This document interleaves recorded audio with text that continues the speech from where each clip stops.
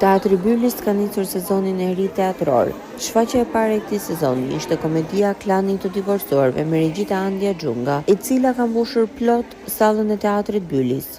Vetëm një javë më vonë, sezoni teatror do të vazhdojë me një tjetër komedi, Pleqërime kusure, premierë absolute e teatrit Bylis. Sipas drejtoreshës së artit dhe kulturës, Adriana Mile, sezoni teatror do të vazhdojë intensivisht me shfaqje deri në fund të muajit qershor. Gjatë kësaj periudhe do të jepen 2 premiera dhe 3 shfaqje rivënie, për të vazhduar me muajin shtator me 3 premiera të tjera dhe 5 shfaqje rivënie.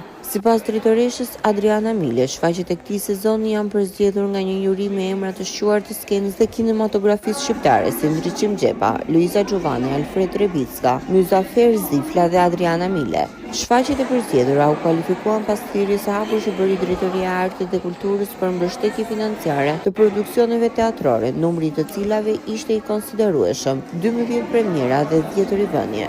Juria përzgjodhi produksionet më të mira që pritet të mbushin Teatrin Bylis deri në fund të vitit, dhe fillimi është i mbarë, teksa Teatri Bylis është mbushur plot me spektatorë që në shfaqjen e parë të tij.